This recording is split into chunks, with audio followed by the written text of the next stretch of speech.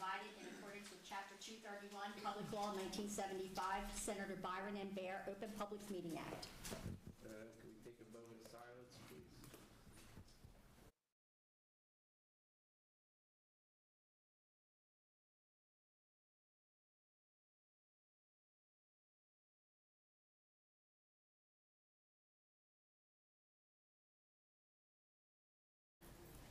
Thank you.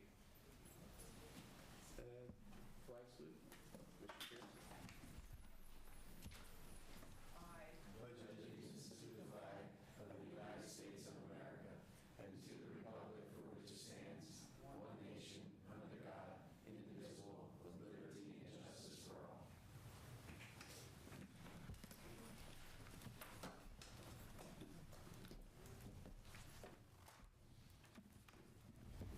Commissioner Pearson. Present. Commissioner Musso. Here. Commissioner Capizola. Here. Commissioner Saleo. Here. Commissioner Lodes. Deputy Director Romero. Here. Director Albright. Here.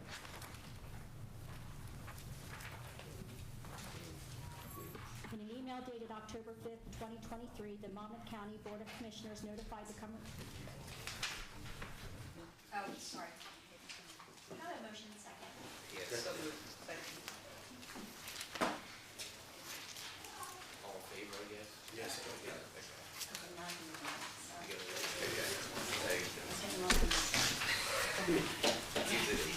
In an email dated October 5th, 2023, the Monmouth County Board of Commissioners notified the Cumberland County Board of Commissioners of the resolution agenda item number 7 adopted at the meeting of the Monmouth County Board of Commissioners on September 28, 2023, authorizing the execution of small wireless facility right-of-way agreements in Monmouth County. All right, can I get a motion to open for public comment? So moved. Second. All in favor? Aye. Anyone who would like to make a public comment on any of the resolutions presented today, and then we'll go to the team, so anyone on there would like to make a comment. Ms. Ridgway. Good evening. I'm Nancy Ridgway from Upper Deerfield, Fairfield Township.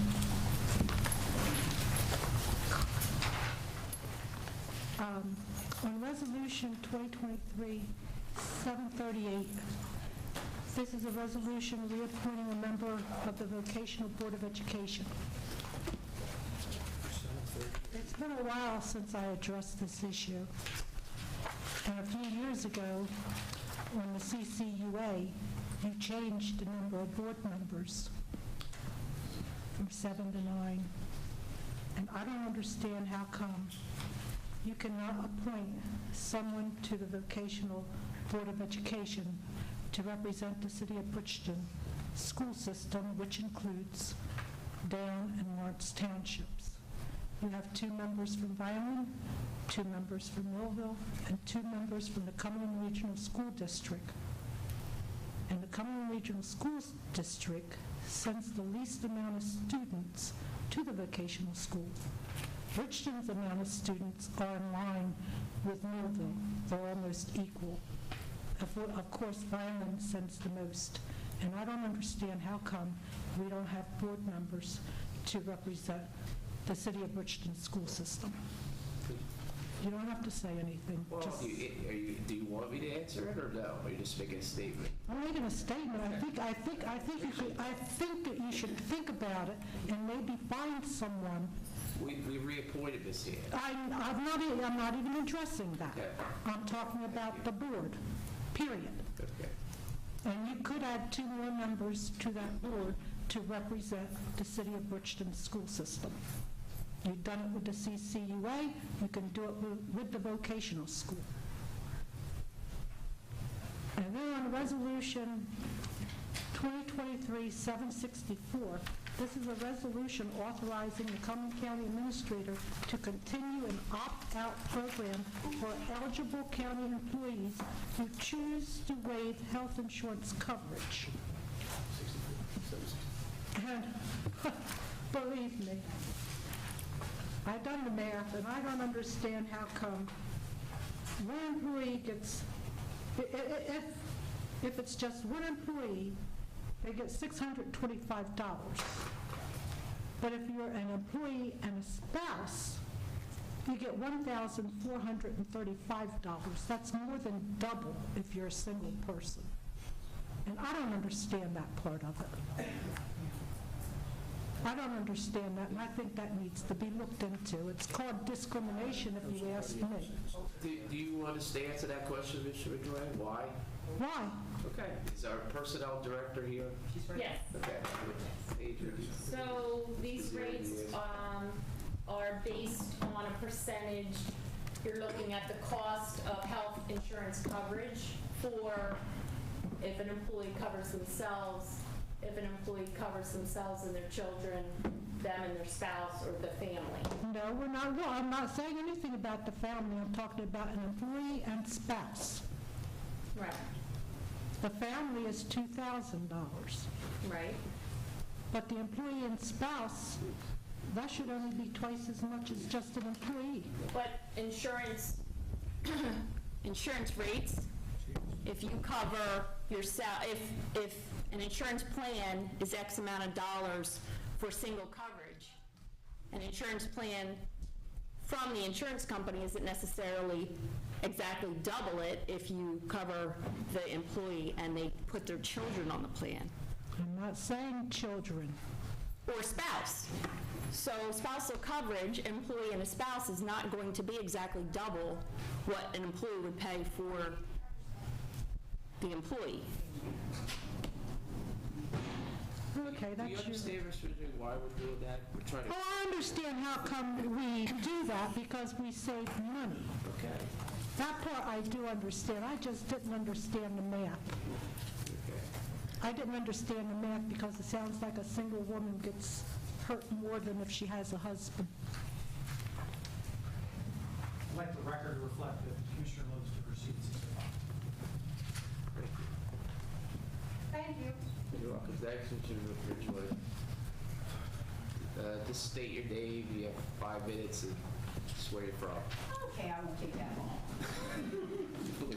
Hi, my name is Mantra. I'm from Bridgeton. I am employed at the Board of Social Services. I have a question on Resolution 2023-730. I guess there's revisions to our time. As far as the sick time, I just want to make sure, I just need clarification. Wait a minute, a department head may require proof of illness. Okay, so if we have a pre-scheduled sick day, our supervisor or whomever can require us a doctor's note to prove that. You know what I'm saying? Like, because I understand before and after a holiday, we need a doctor's note. But if we know we're going to the doctor and we schedule a sick day, our supervisor can make us have get permission? Like, is there a problem with it? Yeah, like, is there a problem with it being pre-scheduled? That just seems... Just for the Sugar Mayor, do you know if they negotiated this? I'm looking at... It's 30. It's 7:30. It's we're redoing some of the policies. Right? That's... Yes. Like, on page 171, at the bottom, number I, it says, a department head may require proof of illness or injury when there is reason to believe that, I guess that's that an employee is abusing sick leave. Patterned call-outs, such as absences occurring on Mondays or Fridays and days immediately preceding or following holidays or vacation periods, which is understandable. But then it says, after the semicolon, an employee has a pre-scheduled sick day. So if we have a pre-scheduled sick day, our employer, our supervisor can require proof. Can I get it? You know what I mean? Okay. 'Cause that's just, like, that just didn't make sense to me. Sure. Okay. So Mr. Zero to answer the question. So the thought behind it is if somebody has a pre-scheduled sick day, and sick days are used for reasons Right. such as being sick, Right. which you wouldn't have pre-scheduled. Right. But a doctor's appointment, you would pre-schedule it. Yes. So you would have a work note from your doctor for that day. Okay. Does that answer Okay. the question? I just don't understand why a note would have to be required if it's pre-scheduled. You know what I'm saying? But, I mean, it is what it is. I just didn't understand that change, that's all. I didn't understand, but. That's just a question. Commissioner Rivera, you have something to say? Okay. Well, how can you pre-schedule to be sick? It's not pre-scheduling being sick. Don't even go there. I'm not saying pre-scheduling being sick. Don't even go there. I said, like, I know I have to go to the doctor. So I tell my supervisor, I have to go to the doctor tomorrow. Right. So my supervisor now can ask me for proof that I had to go to the doctor if I'm pre-scheduling a sick day. Because I'm not going to take my vacation day to go to the doctor. No. That's what my sick time is for. That's what I'm trying to understand. Are they allowed to? This is saying every time you don't feel good, you don't have to go to a doctor. Excuse me. I'm not saying, okay. Can I get worded in, Okay. please? I understand what it is you're asking, okay? That's something that was evidently negotiated Okay. into the contract. Okay. I work for state government. If you want to use your sick time ahead of time, you don't put down a sick time, I'm going to be out sick on next Thursday. You give a reason for it. Now, if I'm going to be sick Thursday and I don't come in, I can just put it down, don't need to bring it in. I think any clarification you want to get should go back to your negotiators, and maybe they can break it down, but I think her explanation pretty easy. Okay, I just knew, I saw that was... Practice. Yes, I just saw that was a change, and I was like, it was just weird to me. Like I said, I can understand before and after a holiday. I just didn't understand that. I just wanted clarification on that. It had nothing to do with being sick. It had through the same discussion. Okay, that's all. We appreciate that. Thank you, that's all I wanted to know. Other people be asking the It same wasn't about question. being sick, going to the doctor when you're not sick. That's all I wanted to know. I understand that part. Thank you. State your name. Good evening, Commissioners. Jennifer Webb McCray, in my capacity as Cumberland County Prosecutor. I apologize, I don't have the resolution number, but I have the ID number. I'm gonna just want to speak on 14637, which is a request for a change order that I did on the Credible Messenger CC Inc. program, which is the Cumberland County Identify, Notify Care Grant that we have through our office. I'll explain. It's a change order. It's a change order to increase the contract from, I believe it was $43,554 to $145,530. And I just wanted to give you a little clarification as to why. When we got an extension of 1 year on this grant. This is a grant that we got pre-COVID, so obviously things slowed down through COVID, and we asked the federal government, could we have an additional year on this grant? When we did the award for $43,554, that was for a 7-month period of last year, because we got up and running late, and this $145,000 will cover an entire year. So it is almost double the amount for an entire year. If we had gotten it for last year, it would have been just under $75,000, so we're asking for this increase. Cumberland County Identify, Notify Care is a grant and an initiative where we are identifying the 50 most at-risk youth in our community. The 50 most at-risk youth who have the most needs and are at most risk for gang and gun violence.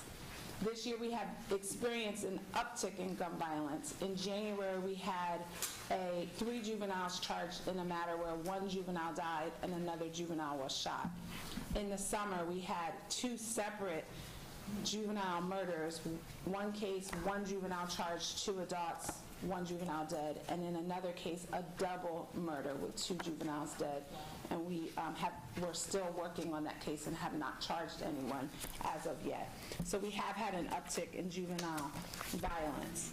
We are working with Life Worth Living, who was awarded this contract. In the process of the grant, there are several things that are done. First, we identify the youth, and we work with our partners to get referrals. And we also conduct a monthly youth stat meeting.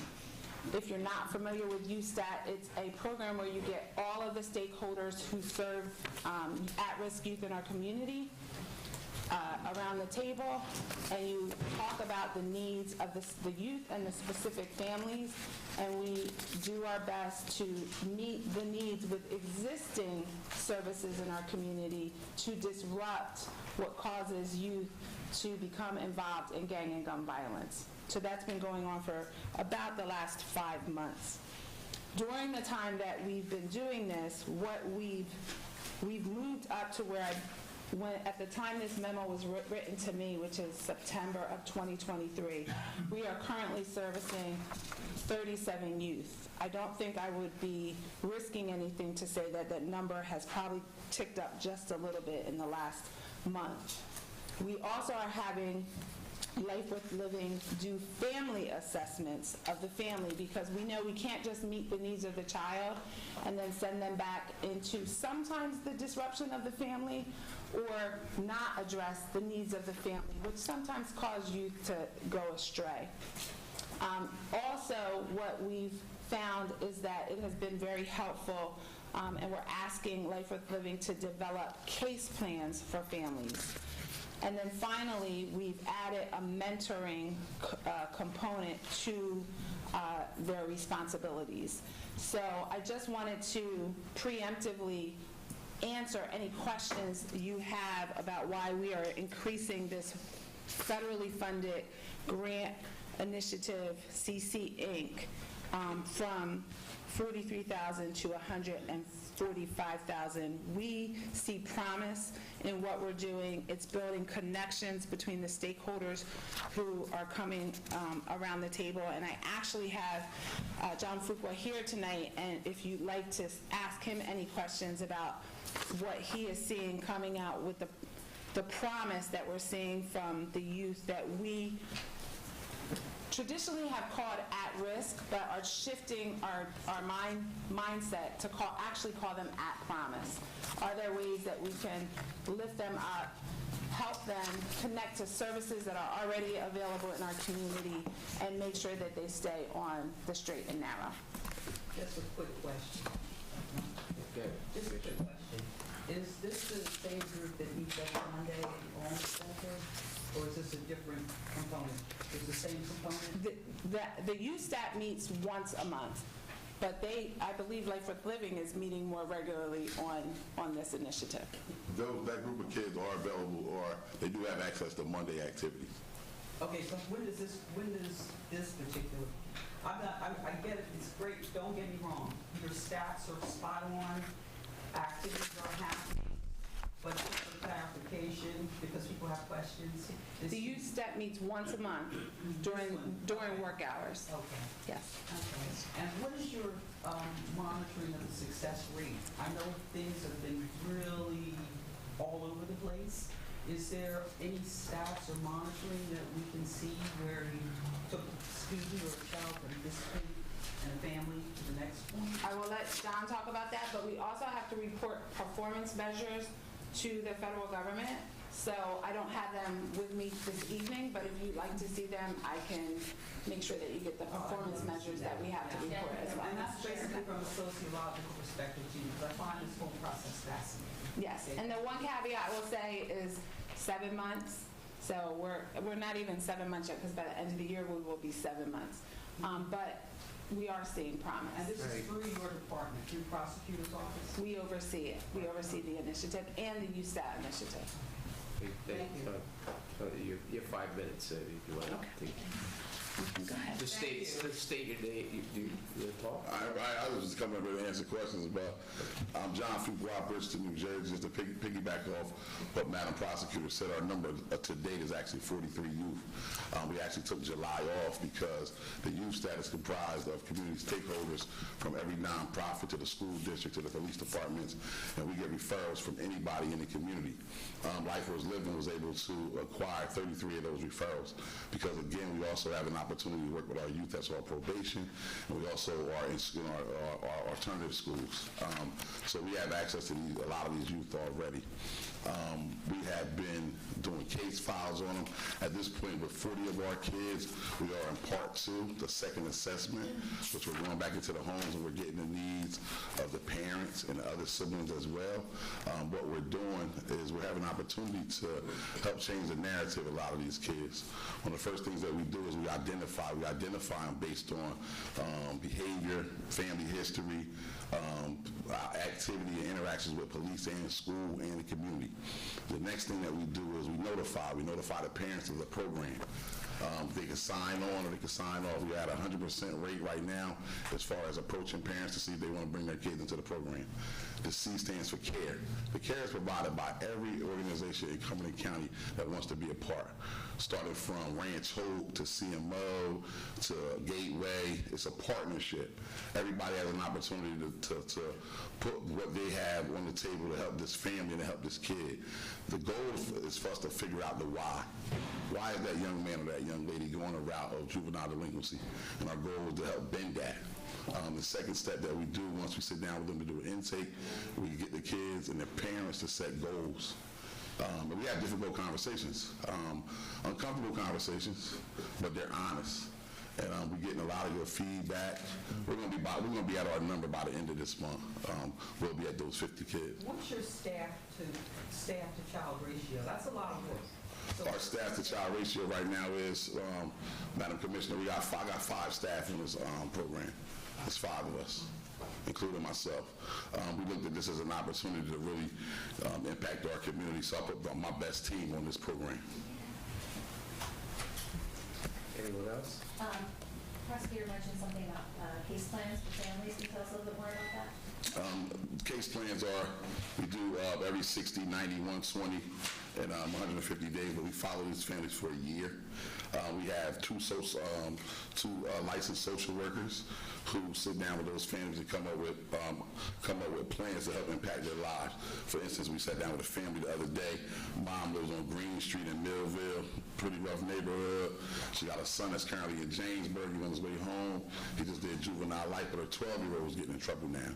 So we sat down with her. Her biggest fear is her son coming home. He's saying he's changing his life, but her young son is now spiraling out of control. She want to move out of that neighborhood. So we sat down with her, one of our social workers, and we helping her look for different housing. She has a good job, but she hasn't been able to find housing in a safe neighborhood, so she want to help change that. So that's an example of some of the casework. John, I know it's quite difficult, and you're beginning to start, especially on environment in the 910 building. And at the end of last year, we saw a lot of improvement. My daughter this year came home and said improvements are continuing to happen. So I wish you well. I wish you to continue to follow, and I wish sometimes some of us commissioners will be invited to those meetings, because we would love to take part in our cities. And so I will keep in touch. I think you know lately where to find me. Absolutely. So, and we love to see improvement come along, and it starts at home. So I believe you guys are doing a great thing. All this, it starts at home, and by the time they get to school, it gets kind of disorder, and you got different gangs in there, and you got different environment. And you're starting a brand new year, which you don't know what they did all summer long. And I'm not going to cut any more into the Phillies game, so we're going to keep it short. So I just keep me in mind. Okay. And I would like to be part of some of your meetings. Absolutely. Any other questions, concerns, or comments? Thank you. Have a good night. Thank you. Anyone else? Okay, seeing nothing, I have a motion to close the. We got somebody.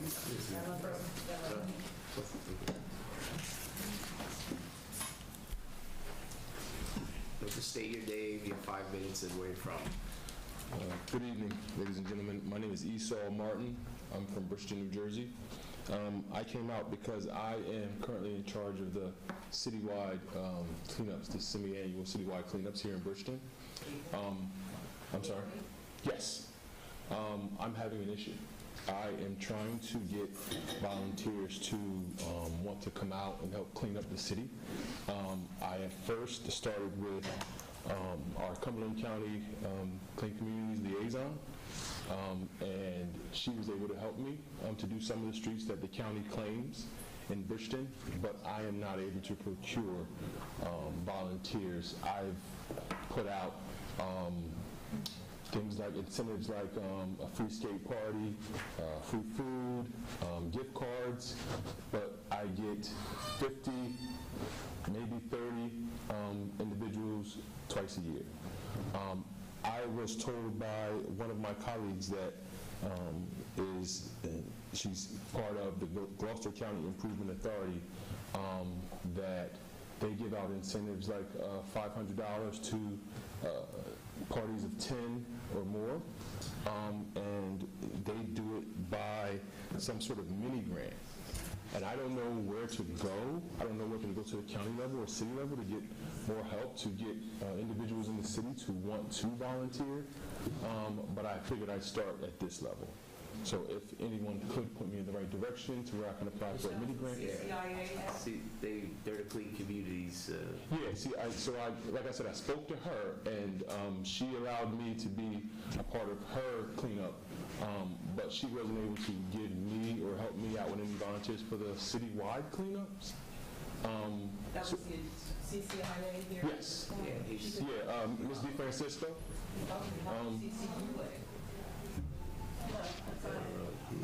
Ms. DeFrancisco, I don't know, Samantha? I'm assuming she's the Clean Communities Liaison for the county, is what she told me. Started in the right direction. I would say, have you reached out to the high school, Bridgeton High School? We have several organizations over there, student organizations, where community service hours are required, a graduation requirement for them, or an organizational requirement, and they are constantly looking for things to do. And I know that for volunteer efforts, especially around the Bridgeton area, and they have all the things. They have the little fluorescent jackets and trash bags and all that kind of stuff. Okay. So there's numerous organizations or Miss Clubs at Bridgeton High School that would probably be very happy to have students sign up to work on that endeavor and volunteer. I'll go that route next. Scouts have to put in time to do service projects. So you get a hold of the local scout troop at Bridgeton. They do that on a constant basis. They're looking for projects to take part in. So. Yeah. I mean, with a population of about 30,000 in the city, 40 people is about minuscule.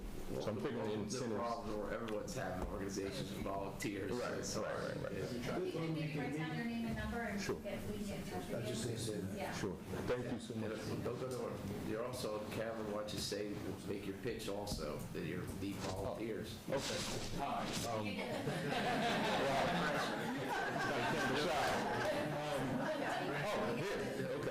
Hi, my name is Esau Martin. I do work for the Gateway Community Action Partnership. I am in charge of the semi-annual citywide cleanup for the city, and I am looking for volunteers willing to donate their time. We will try our best to accommodate you with what we have. If you are interested, please reach out to me. My office phone is 856-497-6730. My email is eemartin@gatewaycat, that's CAP as in Paul, .org. Thank you. Thanks.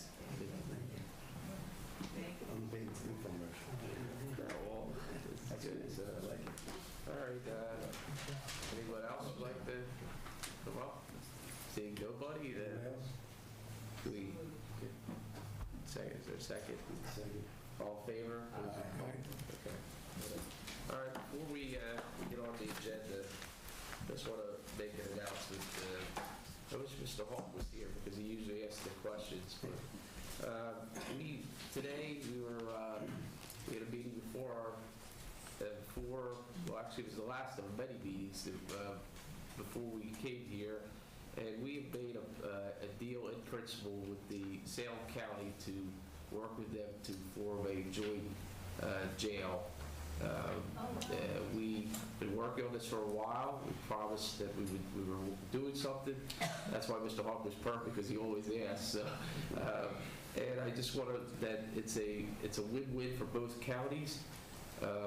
Actually, I have my notes. Bear with me here. If I can read them. We will actually discuss it with the commissioners. Both commissioners of Salem and Cumberland County will discuss. I hopefully by December we will actually pass the framework that we've come up with, and then we will actually 2024 we will spend actually organizing actually working the bugs out as we move inmates around and kind of start bringing them back from Hudson and kind of go all the way, develop all the structure, all the way to actually kicking it off in 2025 and actually have a joint system. We're the first in the state to do it. The formula was developed actually with the help of Hal Johnson and John Carr founded statute that we were using. I'll say this very quickly, that there'll be really no money out of our pocket off the bat, which it was a great thing in that meeting. It'll be a percentage of the work will be done, which they will have to build a wing on the side of Salem. Both jails will remain open while we're doing this, but as we go, time goes on, it'll whittle down, and I'm very pleased that the unions have expressed that they are behind this project of what we're doing. Both unions are very cooperative. It's been a long time coming. This board has worked hard because we saw there was a problem, and we didn't step away. We actually very proactive approach to the problem, tried to find solutions for it. This was the #1 issue when we took office to figure a solution to, and this day, which was great. It was a great meeting. It was just, we both said right off the bat that both counties want this to happen. That was the start of the meeting, and then we figured out the little details. If you guys want to say anything that I'm missing here,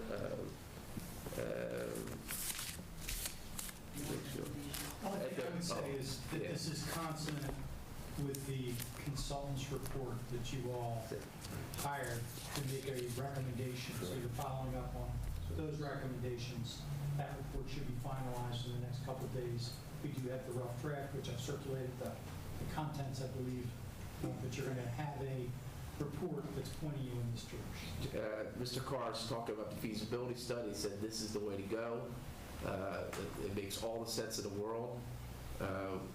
We believe that as we approach this, and currently we have over 400 inmates, and we have a lot in Hudson County. This will bring our inmates back home closer, a lot less wear and tear. Better for officers. It's just a win all the way around, and it's about 20 minutes down the road. On a bad day, it's 25 minutes. So it also includes our court system.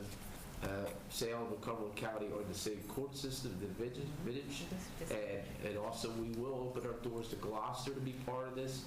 We will go visit them. Commissioner Director Ben Laurie, we will approach Gloucester. We will try to convince them the best we can to be part of it, because it's, again, I believe, a win-win. But we're not going to stop for them. We're going to continue because we think this is a great place we're going the right direction. So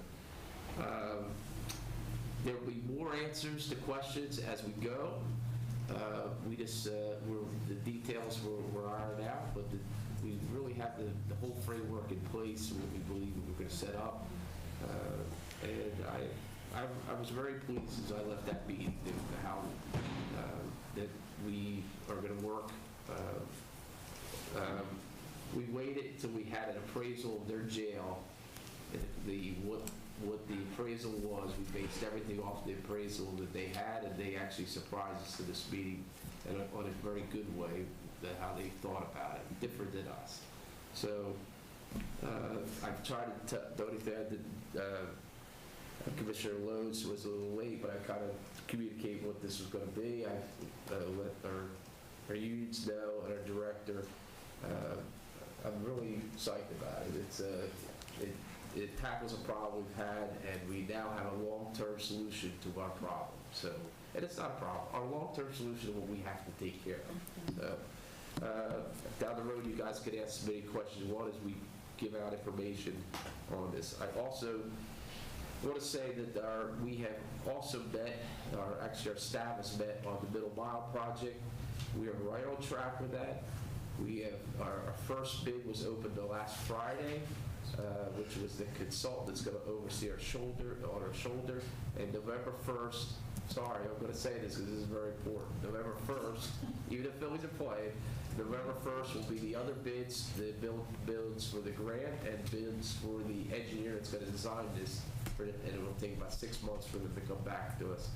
So we've had really some good news, phone calls from people that are very pleased, called us. Our administrators are also very pleased.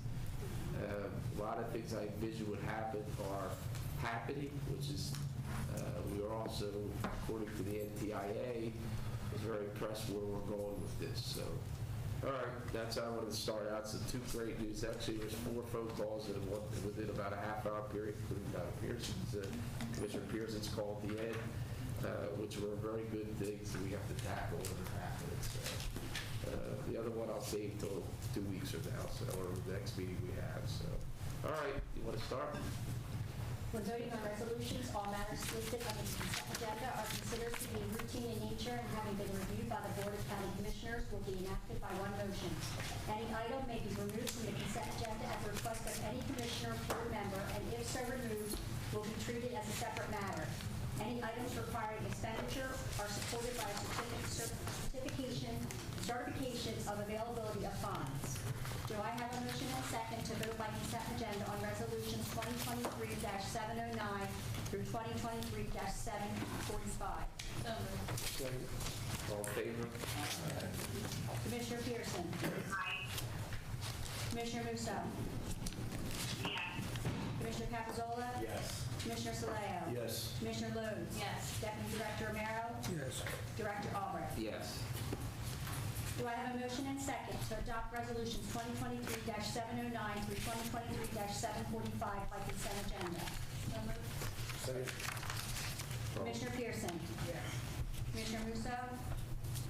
Yes. Commissioner Capizola? Yes. Commissioner Saleo? Yes. Commissioner Lodes? Yes. Deputy Director Romero? Yes. Director Albrecht? Yes. Resolution 2023-746. Resolution awarding fair and open professional service contract for providing design and permitting services for the replacement of structure number 06G0032 CR639 over Pine Mountain Creek in the Township of Greenwich, RFP number 23-37. Do I have a motion and second? So moved. Second. Commissioner Pearson? Yes. Commissioner Musso? Yes.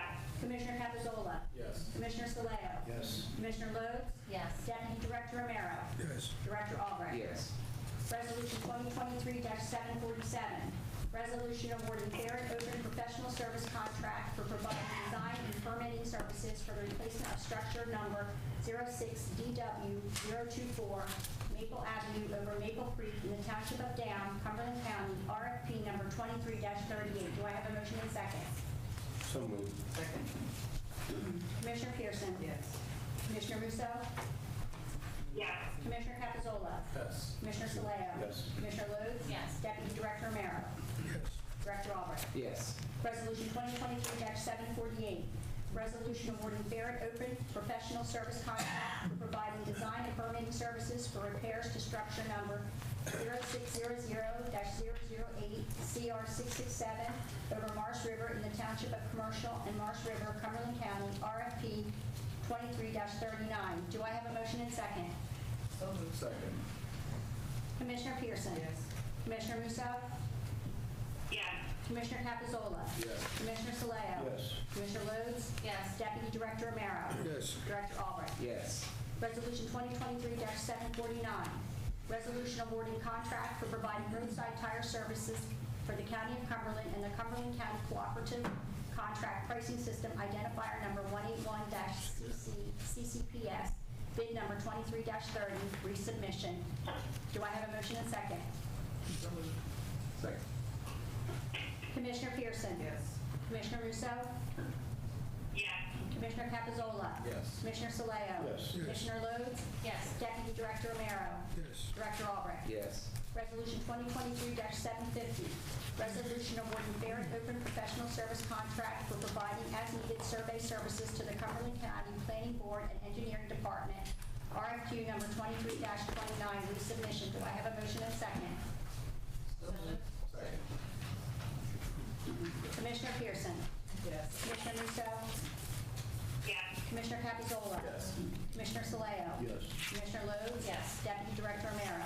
Yes. Director Albrecht? Yes. Resolution 2023-751, resolution approving change order number 1 to contract for providing comprehensive credible messenger youth anti-gang identification, notification, and mentoring program for the Cumberland County Prosecutor's Office, RFP number 22-52, resubmission. Do I have a motion and second? So moved.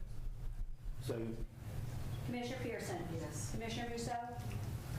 yes, Commissioner Capizola? Yes. Commissioner Saleo? Yes. Commissioner Lodes? My vote is yes, and I do have a comment on this vote. I just would like to commend Credible Messenger for really seeking very unique solutions to unique challenges that we have here in Cumberland County, and the unique family situations that we have and the challenges that our students have. So I really want to commend them for doing this. I'm very happy to vote yes.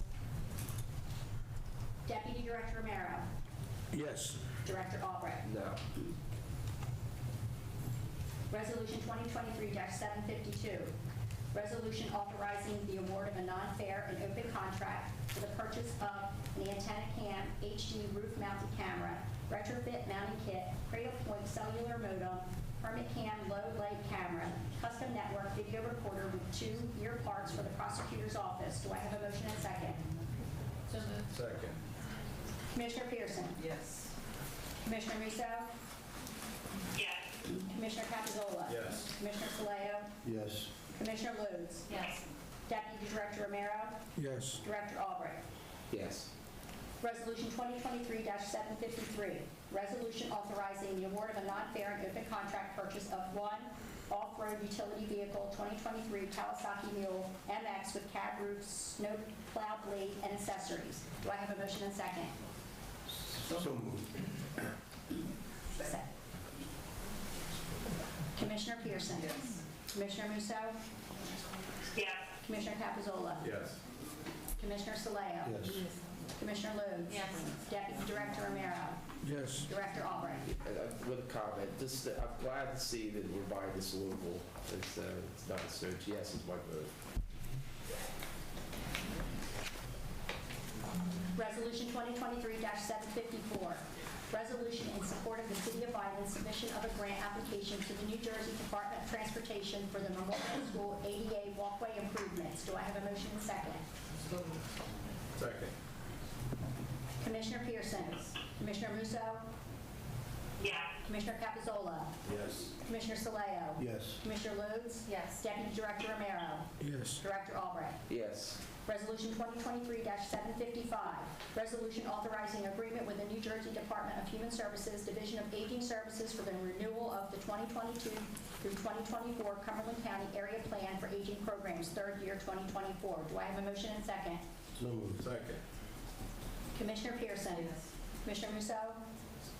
yes, Commissioner Capizola? Yes. Commissioner Saleo? Yes. Commissioner Lodes? Yes. Deputy Director Romero? Yes. Director Albrecht? Yes. Resolution 2023-756, resolution authorizing purchase from New Jersey State contract vendor for the purchase of 4 2024 Jeep Grand Cherokee Laredo four-wheel drive, various colors, base vehicles, and 1 2024 Chevrolet Malibu LS1 FL sedan, base vehicle with spare. Do I have a motion and second?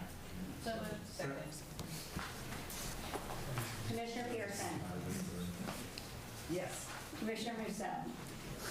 yes, Commissioner Capizola? Yes. Commissioner Saleo? Yes. Commissioner Lodes? Yes. Deputy Director Romero? Yes. Director Albrecht? Yeah, with a comment, this is, we're trying to figure out a better way or a speedier way. We tried, but there's really no way to kind of, the process of purchasing our vehicles or being able to, with their, instead of waiting for us because of time frame and how much money we'd have to put aside. So I think this is a clump of a lot of vehicles that need replaced over time. So we have a better system of doing this. I'm a yes for this. Resolution 2023-757, resolution correcting Resolution 2023-571, resolution authorizing application and participation with the State of New Jersey Department of Law and Public Safety for the FFY21 Victims of Crime Act Grant Program, County Sexual Assault Response Team, Forensic Nurse Examiner Program. Do I have a motion and second? So moved. Second. Commissioner Pearson? Commissioner Musso? Yes. Commissioner Capizola? Yes. Commissioner Saleo? Yes. Commissioner Lodes? Yes. Deputy Director Romero? Yes. Director Albrecht? Yes. Resolution 2023-758, resolution approving budget amendment for the Child Advocacy Development Program, Treatment Services, Programs, and Technology, $139,593. Do I have a motion and second? Second. Commissioner Pearson? Yes. Commissioner Musso? Yes. Commissioner Capizola? Yes. Commissioner Saleo? Yes. Commissioner Lodes? Yes. Deputy Director Romero? Yes. Director Albrecht? Yes. Resolution 2023-759, resolution authorizing an agreement with the New Jersey Department of Human Services Division of Family Development for FFY 2024 Title 4-D reimbursement. Do I have a motion? Title 9-D. Do I have a motion and second? So moved. Second. Commissioner Pearson? Yes. Okay. Commissioner Musso? Yes. Commissioner Capizola? Yes. Commissioner Saleo? Yes. Commissioner Lodes? Yes. Deputy Director Romero? Yes. Director Albrecht? Yes. Resolution 2023-760, resolution approving budget amendment, BJA FY23 Justice and Mental Health Collaboration Program, $550,000. Do I have a motion and second? So moved. Second. Commissioner Pearson? Yes. Commissioner Musso? Yes. Commissioner Capizola? Yes. Commissioner Saleo? Yes. Commissioner Lodes? Yes. Deputy Director Romero? Yes. Director Albrecht? Yes. Resolution 2023-761, resolution authorizing a memorandum of agreement between New Jersey Civil Service Association, Cumberland, Council 18,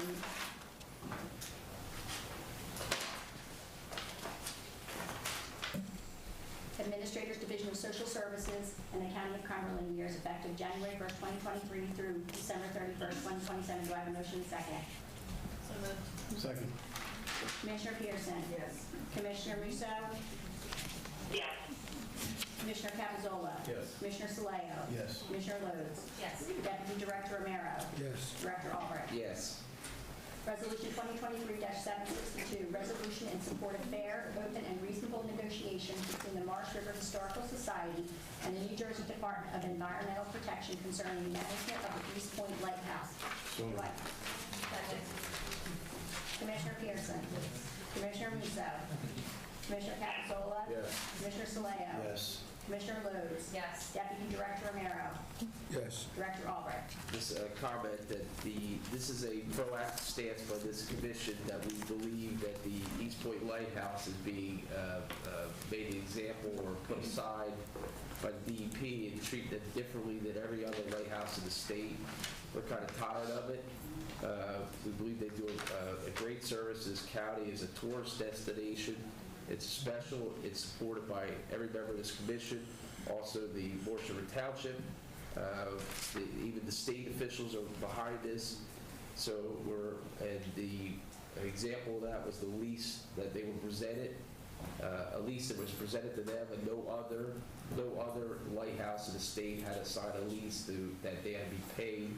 A non-profit group paid the Department of Environmental Protection a fee for taking care of one of their facilities and keeping it, working it, keeping it up to date, fixing it, spending resources, volunteering. They're the only lighthouse in the state. The DP has continuously made hardships on them, and this commission is no longer going to stand idle while that's happening to one of our resources in this county. And this is just the beginning, but we'll do more. So I just let you know what this means and what it represents. And that lease is available to any member or anyone that wants to see it, how hard it is for them to comply. And I'll say one last thing. They asked them to buy flood insurance. And they're on the water, and they're actually flooded, and no one is going to give a flood. That's one of the state's requirements. That's how backwards it is. Okay? So, thank you, and my vote is yes. Resolution 2023-763, resolution authorizing the award of a non-fair and open contract to provide annual maintenance with depot services and support of the software for Genesis SQL40 time clock terminals. Do I have a motion and second? Second. Commissioner Pearson? Yes. Commissioner Musso? Yes. Commissioner Capizola? Yes. Commissioner Saleo? Yes. Commissioner Lodes? Yes. Deputy Director Romero? Yes. Director Albrecht? Yes. Resolution 2023-764, resolution authorizing the Cumberland County Administrator to continue an opt-out program for eligible county employees who choose to waive health insurance coverage. Do I have a motion and second? So moved. Second. Commissioner Pearson? Commissioner Musso? Yes. Commissioner Capizola? Yes. Commissioner Saleo? Yes. Commissioner Lodes? Yes. Deputy Director Romero? Yes. Director Albrecht? Yes. Resolution 2023-765, resolution supporting and urging Congress to reintroduce and pass the Commitment to Veteran Support and Outreach Act. So moved. Second. Second. Commissioner Pearson? Pearson? Pearson. Commissioner Pearson? Yes. Commissioner Musso? Stop it. Yes. Commissioner Capizola? Yes. Commissioner Saleo? Absolutely.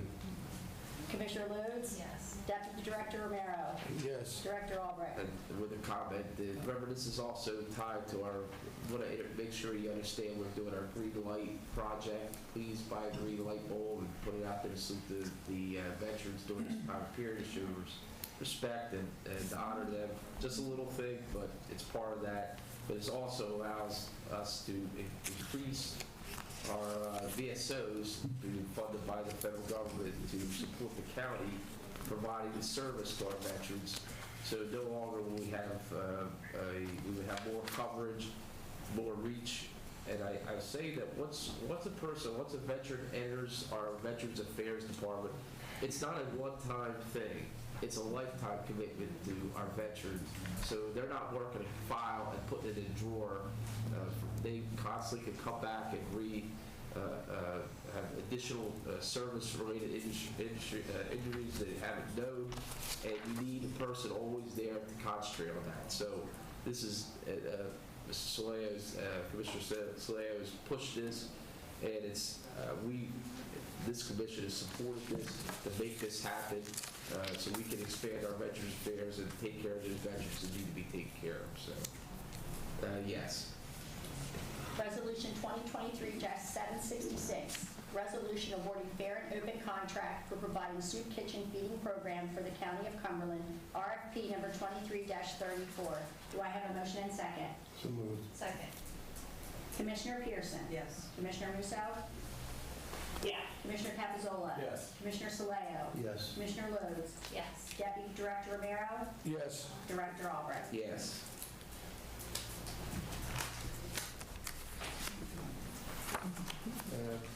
We have a treasury report. Yes, we do.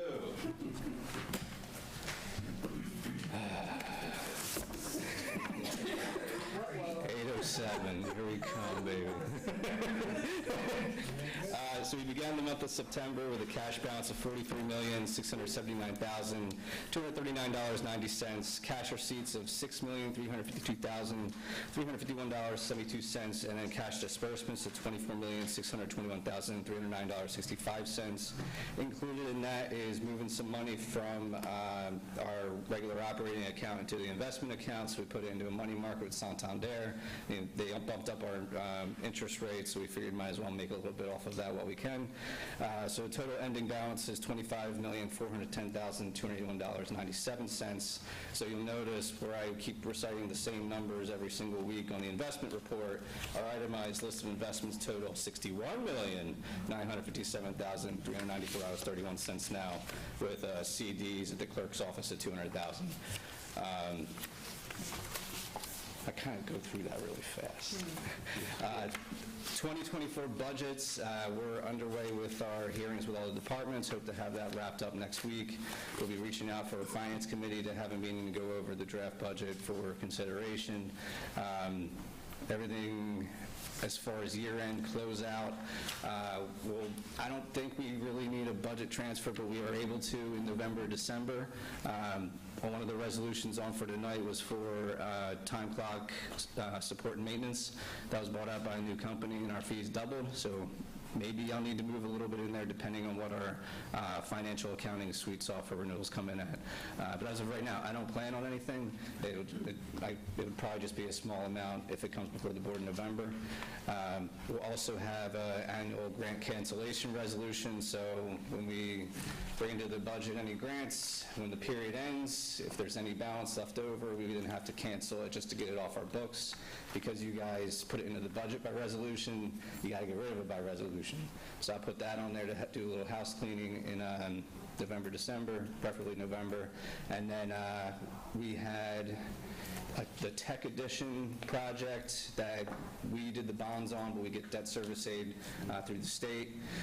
We had a balance left over. The project's done completely. I think they had, I don't know if they had an RTU unit that needed to be installed, and they were just waiting on that to close it out. So I have a resolution on for November to cancel that remaining balance. What happens with that? When you cancel it, it sits in a fund, and then it gets used to pay down the debt over so many years. So that'll be part of the 2024 budget discussion. I think that's all I really wanted to touch on. As far as October's treasurer's report, though, I'm going to give a little spoilers.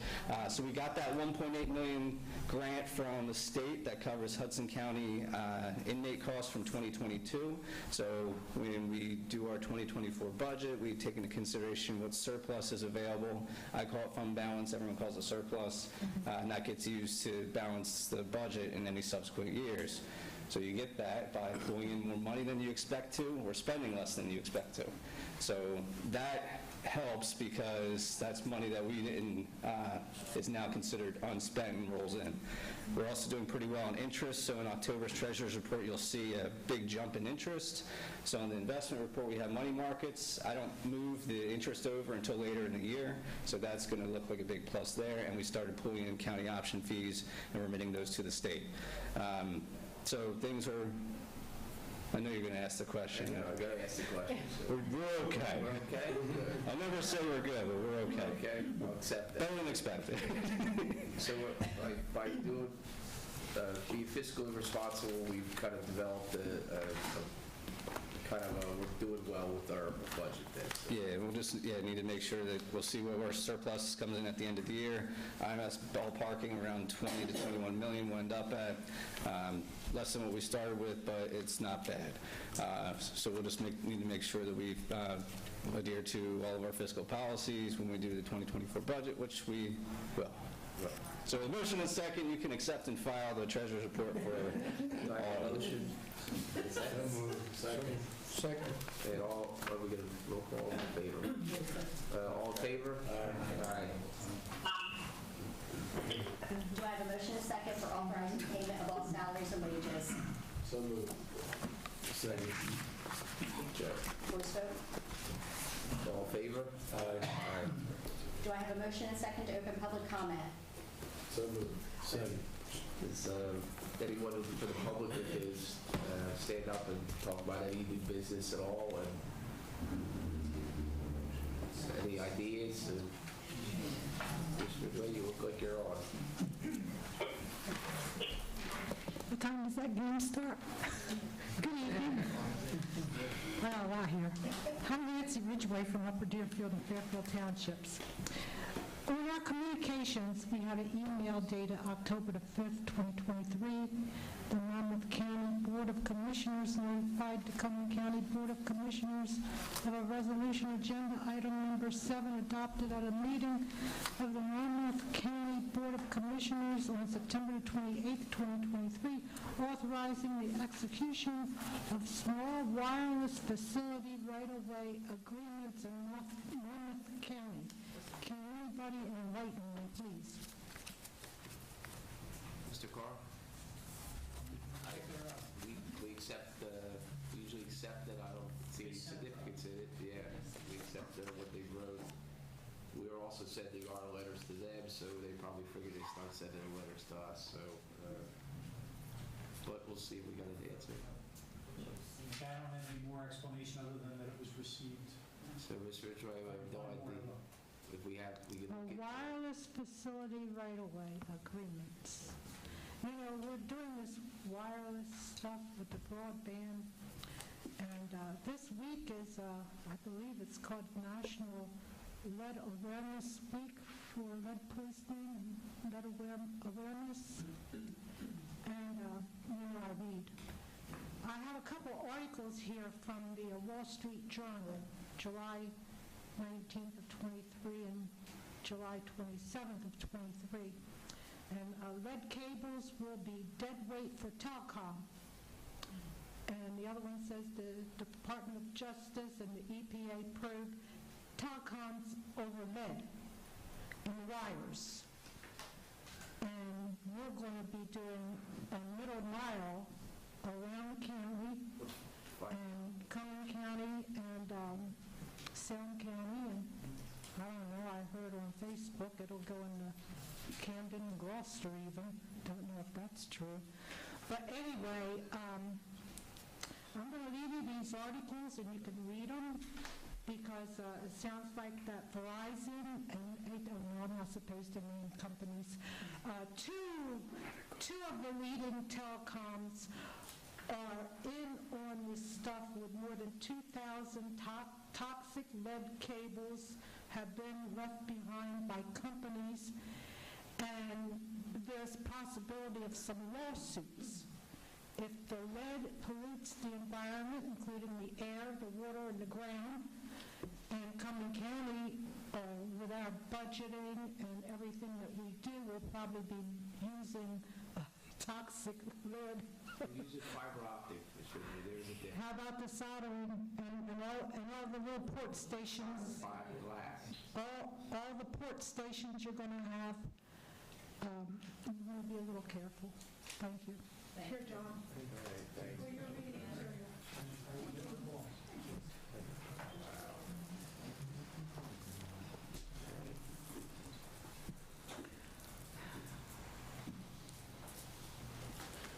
State your name, either. Sandy Acevedo, Upper Deerfield Township. On the budget, do you think we could get an update on the COVID money and how it was spent, and if there's any left, and what the status of that pot of money? Yes. Yeah, I can attach it to the treasurer's report next month. That's not a big deal. Perfect. So I think we just had the quarterly due at the end of this month, so I can just attach that on. Okay, thanks.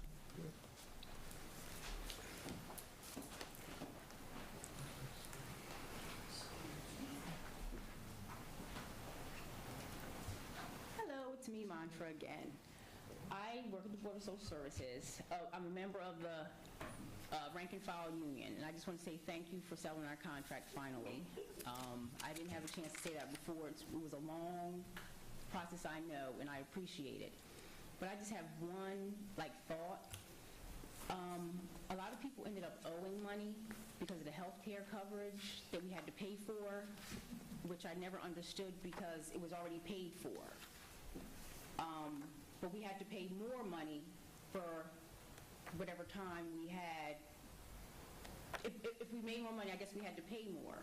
But it just would have been nice if we wouldn't have been charged the extra, because quite a few people, including me, owed money because of having to pay the retro health care when we had already paid. Health care was already taken out of our paychecks. Just a thought. Thanks. Anyone else?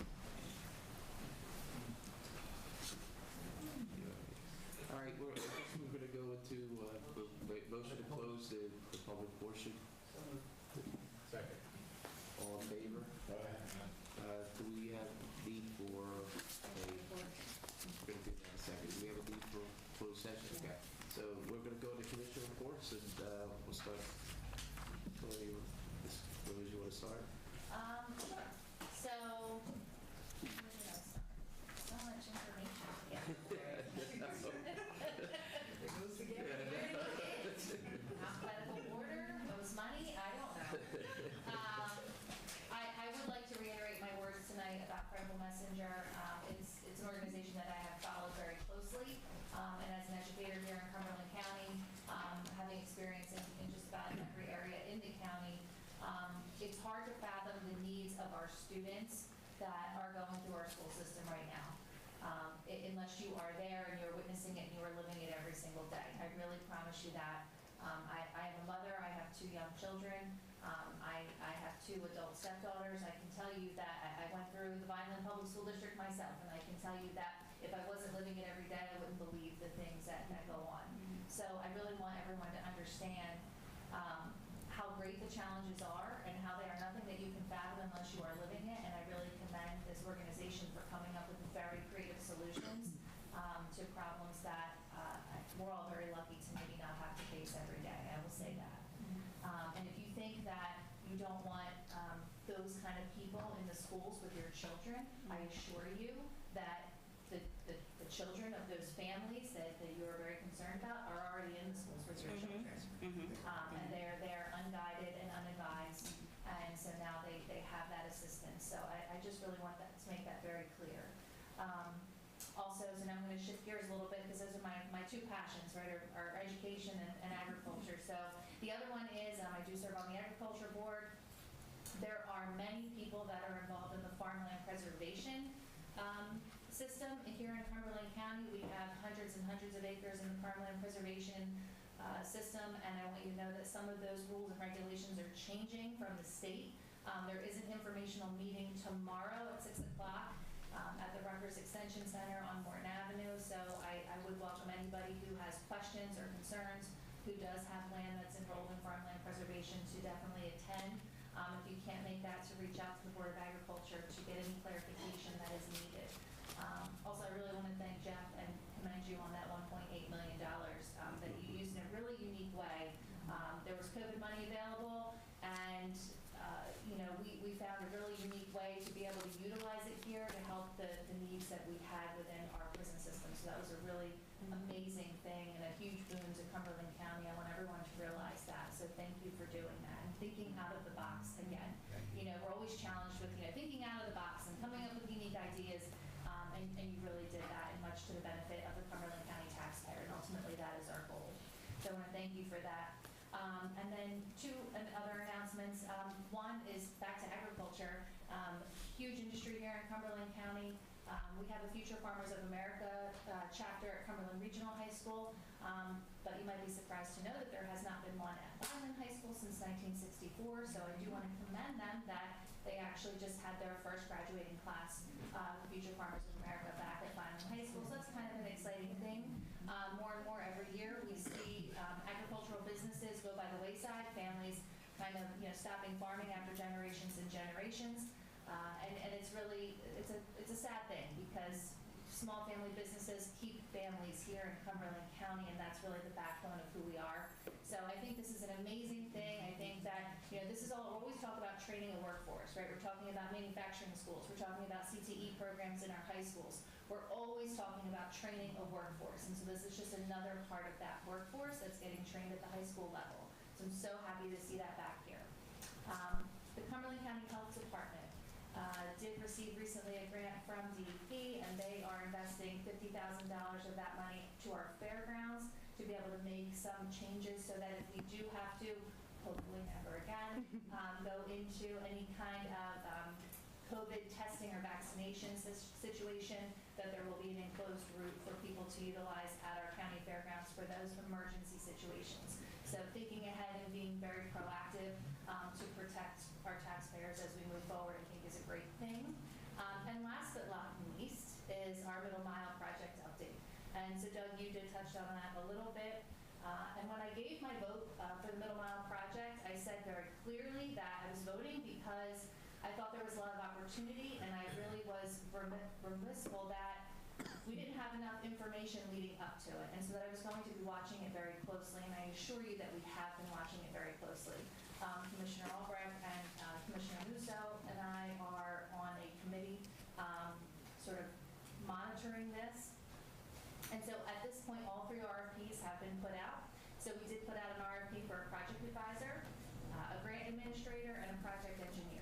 So we're waiting for those things to come back. We want to continue to make sure that this is a feasible project here in Cumberland County. We are monitoring it incredibly closely. We've continued to have weekly meetings.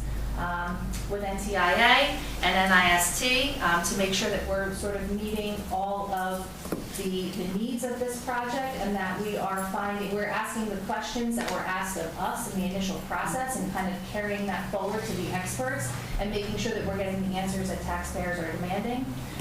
We've been navigating our compliance requirements, and we filed all of our financial reports as well. So the biannual performance, the financial reports, the 6-month expenditure plan, which all right now are at zero because we have not progressed anywhere yet. We are still waiting for information to come back.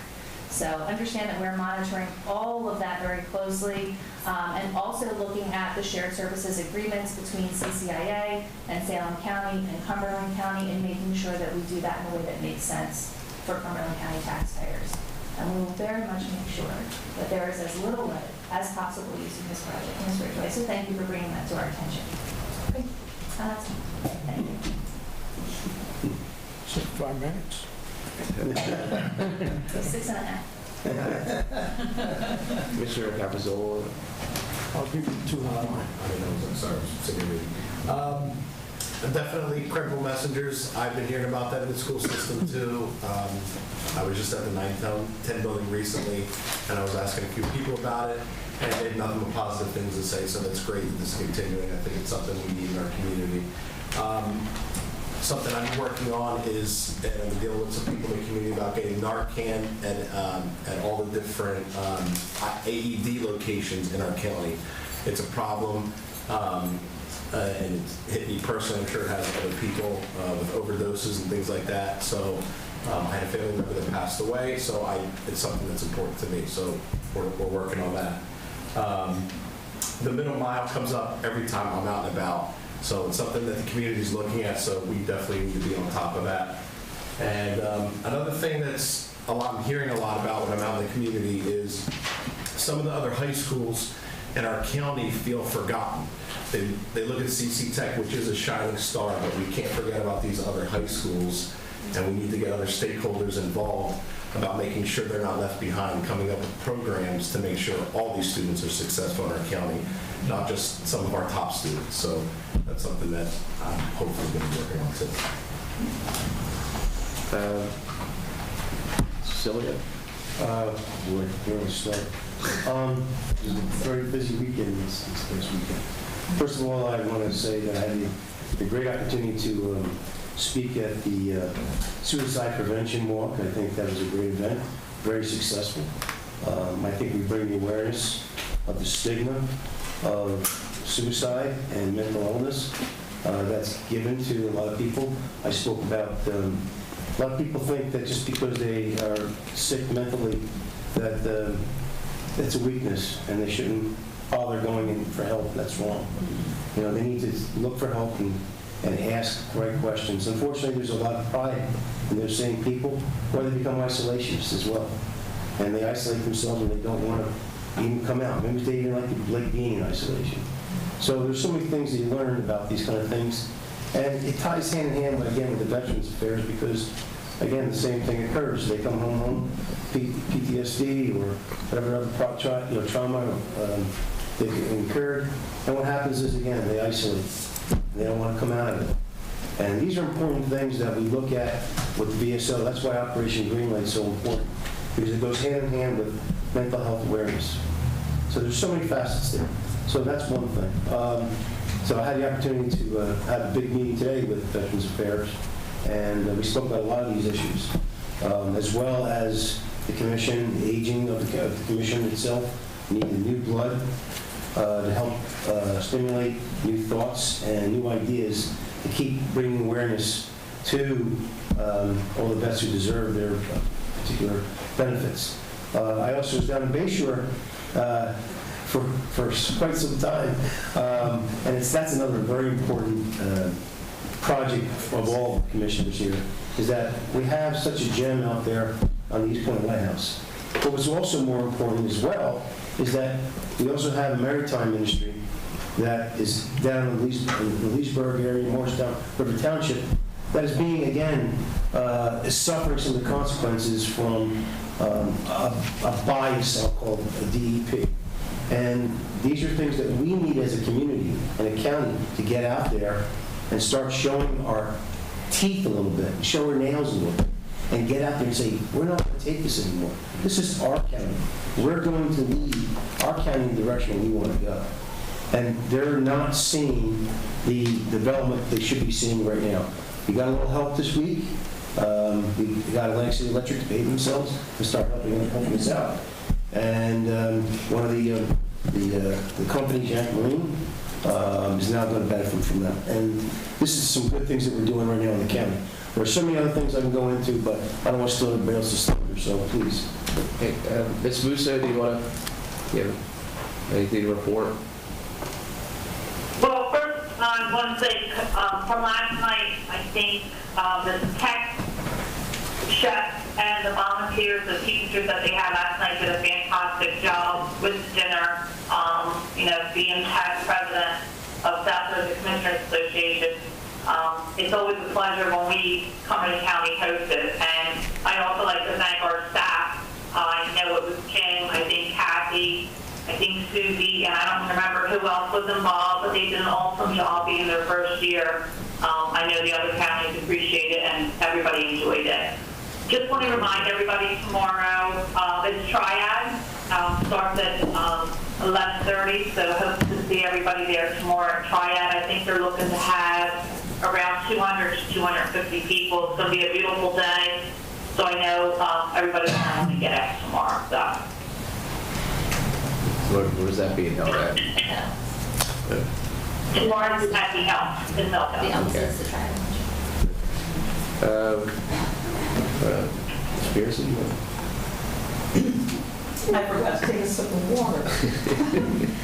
First of all, I'd like to commend Madam Prosecutor and Commissioner Rhodes for calling and bringing attention to some very serious issues that impact our county. People have a tendency to think that we're a small country area, we're rural, and these things don't happen, but they do. And some of us live in neighborhoods where we see it happening. Everybody knows to jump in the bathtub when you hear a bullet drone.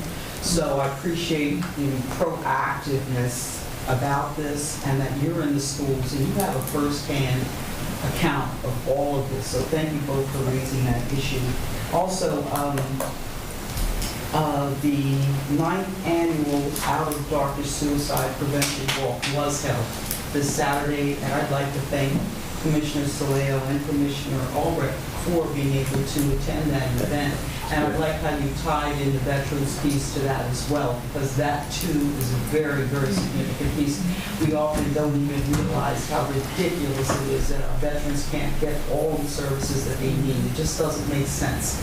But thank you for raising that and bringing that to the attention. The walk has always been successful, and it was very successful this year. It raised over $30,000 for suicide prevention programs. And they'll be used throughout Cumberland County, including in the schools. So it was very impactful event, and it has a lot of good, serious consequences, which are very good and will help a lot of people in this area, particularly with the conditions and the societal issues that we're living under. Suicide is also on the uptick, if I might use Madam Prosecutor's words, and people we know who you never even think, and you're getting word that they're no longer here by their choice. So this is a very important piece. Also, I want to remind everyone that Code Blue starts officially in November. And, okay, climate change, warming, we don't have a tendency to think there's going to be freezing enough for people to need shelter. But homelessness, I think, in this county is incredible. The number of people who are homeless. I don't know if anybody remembers riding down the river for a cleanup day years ago, when you're riding down the river to do a cleanup, and you go under the abutment, and they hear the homeless people hear the motor, and they start scattering, and you don't realize how many homeless people are sleeping right in the park or under the bridge abutments. It's a very serious issue, and unfortunately the county can't solve it because it does take other funding and other initiatives to take care of that, but it does begin in November. They get bags and supplies and Spear, from Spear and other agencies, that they're ready to hand those out when those centers become active. Volunteers are needed.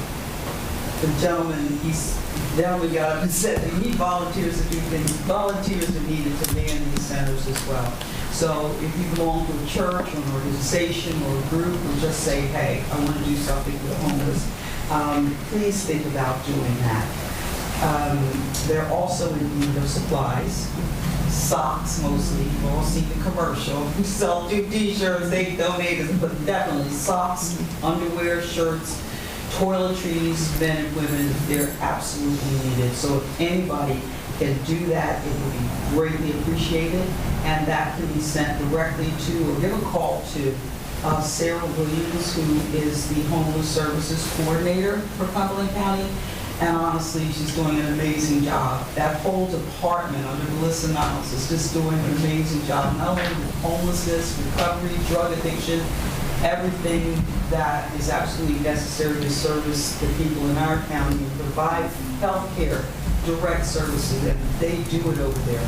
So Sarah Williams' number is 856-453-2171, and they're located at 70 West Broad Street on the 2nd floor. So if any assistance that you all can give for that, particularly your churches, that would be phenomenal. So that basically ends my report, and thank you. Thank you. Mr. Rivera? I don't have a whole lot to say because a lot of stuff has been said. But I want to thank Matt. Matt did a fantastic job last night with the commissioners meeting. So did Sixty Tech with a great menu, great food. Thank you, Tori, for remembering me with the Mets.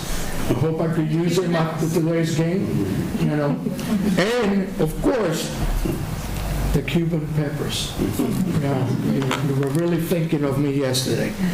So, you know, we had we forgot King Caraspati was part of that group, and Luz Vasquez, and Mr. Johnson, and Kathy was mentioned, and Stan. Well, I don't want to talk about Stan because he did a great, I was saving him for last. He did a great job with the IT presentation, but he was wearing a green Eagles tie that I didn't, he was just doing it for me, so I leave him for last, So best for last. So he did best for last, right? Yes, but he did a great job with his staff and his presentation, and I'm glad. I wish I would have seen a lot of more head departments there. We had a lot of empty chairs and tables. Our success is yours. Is what you bring to the table.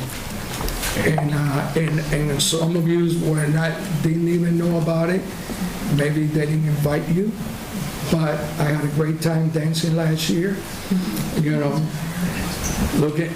So I figure, I'm telling you, I hope we don't forget you next time. And, because you are so much part of us. We are just as good as you make us. And I always said that to Neil. I always said that to our staff. Social services is the same way. We are just as good as they always make us. And I'm glad you guys are all part of us. And that's all I have to say for now. Everything has been said. Madam Prosecutor does a great job. I love it. I love it. This program is I think is going to shine along this county, and I see it. We had a lot of doubts on the beginning, and I wish everybody would have given her the chance that she deserved. So, but we learn and work out things, and the Lord will help us. So I'm just glad we're all there for each other. Thank you. Thanks, Mr. Rivera. All right, a couple things I had the privilege of being, as a director, I got a privilege of going a couple ribbon cuttings, should be noted. CIT training, which is kicked off this county, is the second time I was able to do that. I haven't been to the graduation yet, but it had a lot of the local police departments, the state troopers, or state police were part of it, but it also had the mental health component as part of that, so when they go out to hopefully deal with something ahead of time or prevent something from happening, it's only going to grow, and also the training eventually will be done in the county because we'll have people to be able to do it. So I also got a chance to cut the ribbon in Millville High School. They opened their performing arts. When it's a misnomer to say performing arts, it's actually their career training side of their school. And I say that because it surprised me how diverse of what they're doing. But I got the chance to go to CC Tech and cut a ribbon there on their engineering and advanced manufacturing program, which is what leads me to go is that every CC Tech, maybe our gem, our diamond there, but it's making all the other high schools raise up. Bridgeton High School's doing it, Cumberland Regional's doing it. I'm waiting for Violin to shine too, but they're raising their game because they know they have to. And who benefits? The students in this in Cumberland County benefit for them doing that. So this commission had a nice part in this, the CC Tech's program, because we helped purchase the building of Delsey and Sherman, which I question a lot at the time when they walked in here. But what they said is that it would open more space for students at that school, and in engineering, advanced manufacturing, it did exactly that, and it was increased 400 more students available at that school.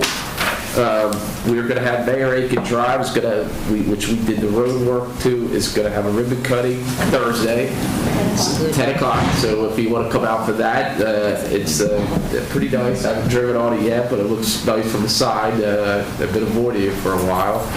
I do want to commend the host of the other counties, the southern counties yesterday. I think Cumberland did a fantastic job representing us, and again, Commissioner Lodes with the farmer products we sent them home with. It was just a nice night. It highlighted a lot of what Cumberland can do and do well. And thanks to Stan Fields and Matt Basarczyk for presenting, Stan showing what we leading in Cumberland County with our cyber security program. And Matt pointing out our new, our 4-H is going from 200 kids and now over 400 since less than a year, since he's taken over down the 4-H to guide that program, I should say, and it could be greater because registration is happening right now. Cumberland County and this board pledged that we would start Parks and Recreation system in this county. Well, we started. We hired the person, our directors. It's a half step, I say, but I've been told she's already designed. We're going to probably aim to have a second park on the line. The rules and regulations of how it's going to be set up will be shortly. She's designing the trails in our 170 acres above the middle park. I found out Millville has been planning a trail system themselves to Union Lake, which ties nicely to the middle park. We've also found money that we didn't know we had for the DEP to purchase more land to add a kind of another piece towards the middle park from the 4-H. We're going to take advantage of that. It's not cut in stone yet, but it's available, and we have to match it, but it's a growth of our trail system through the county. Why is this important? Why is it important? Because when companies look to invest in this county, they look how can they keep their employees healthy, and they look if we have a park system to keep them healthy. It's part of their scoring system. So we want to increase ratables in this county and jobs. This is something that goes hand in hand. It also keeps our people healthy. Also, the aspect of it. And remember, we're still looking out for maybe our park in the southern part where if we push it hard enough, the East Point Lighthouse is. I said something to this board that this county is sorely lacking transportation. I put out an idea of established bus routes. I say that out in public because I'm tired of us doing the same thing again and again and again. We have a CAT system. We are joining forces in workforce development. They're merging, which is a good step. But we got to do something about having routes for people to get from point A to point B, point C, point D, in this county easily if they don't have a vehicle. And as everyone knows, you know how tough it is out there. If you want to get rid of homelessness, a lot of times people can't get to a job. So if we give them transportation to get to a job, maybe they aren't homeless and they solve their own problem. Homelessness is a problem we've tried to address because it has many components: mental health, drug addiction, transportation. So I think we're taking pieces of it, and if we can take a few off that, then we're doing our job. It will never be solved totally. It's up to the person, but we can at least help move it in the right direction. I think this commission is trying to do that. Bear with me here as I read my notes. He only has 5 more pages. I have 5 more pages. Wow. He's got 5 more minutes. I had 9 more innings. I do want to make a comment on the suicide awareness walk. It was very well attended. Commissioner Pearson has mentioned how much was raised. There were some really good stories there, people's experiences, which were heart-wrenching.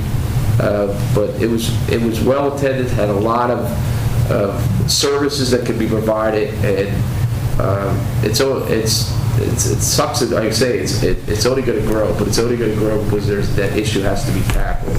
And I really, Commissioner Cillian did a nice job of presenting it. It was really a good event, and I'm glad we're behind it. So, and my many notes here.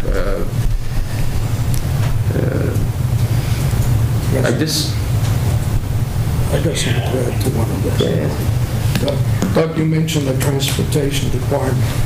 I was reading through the memos that we got, messengers that we got, and we're going to have 2 more retiring in December. We already like 2 or 3 short. That's going to make us 5 more bus driver needed.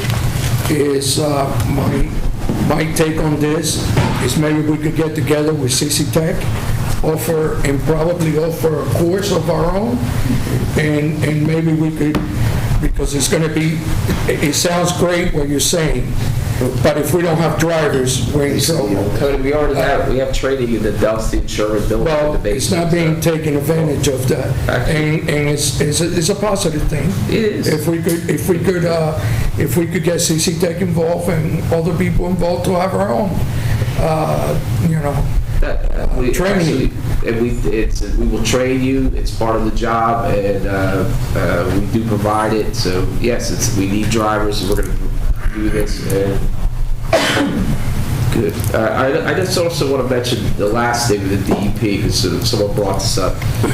You know, man can live in harmony with nature, and the perfect example, our bayshore is, if you look between what our bayshore looks like and the eastern shore of Maryland, who protects the bay like no other as an environmental resource, but they allow their communities to define themselves and work with them. If you go along the eastern shore, you have a lot of docks and things going on. They love the water in Maryland. In this area, we love the water also, but it's barren. They don't allow docks to be fixed. They don't allow. The DEP creates one rule and makes one rule for everything, and it does not happen that way. Every community in our bayshore has uniqueness, and they stifle that because they have rules that overlap that don't make sense. I say this because if no one leads the fight right now, volunteers lead the fight to protect us. And this commission, I would love us to get on board with our counterparts in Salem and Cape May to kind of start understanding that you don't have to have a barren wilderness to allow nature to survive. Nature can work in harmony with man, and has done for hundreds of years, thousands of years has done it. We can do the same thing. So, and have a productive viable communities along our bay shore. So last thing I want to finish up with, I have many meetings this week with different, I've been meeting with Commercial Township, we're going to be meeting with the state of New Jersey and the iBank, the USDA, the DEP. We're going to meet and talk about sewer and water in this county. Commercial Township had about 25 people out there. We discussed the idea of how to fund water and sewer projects to them. Fairfield is working with us. Lawrence Township we're working on, and Morris River Township. The city of Millville, on and on and on. We talked to them. So they consider the southern part to extend sewer and water to allow growth to happen, allow Cumberland County to create more ratables by having that. It would turn that entire area around economically if sewer and water is run. The library is a destination point, but also it's still looking, I think, what's the date, November 22nd. November 22nd, we will know if we were allowed to have an extension library, and we're going to put it in Morris River Township. And it could also become a kind of a visitor center with proper bathrooms, and we run that sewer and water so our visitors can have a place just to be normal while they're touring our sites down in Morris River Township, commercial, the Bay Shore, all along the Bay Shore. It would be a pretty, not just a library, but a destination point for things. That's it. I think we're doing a lot, and we're rolling. So, we don't have any meetings at all. Okay. Can I have a motion to adjourn? Second. All in favor? 7:35. Very good. Go Phil.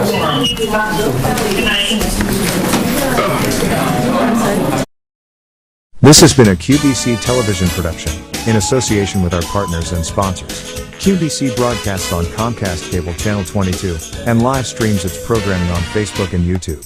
All rights reserved by Quinn Media and QBC, programming that serves the South Jersey market.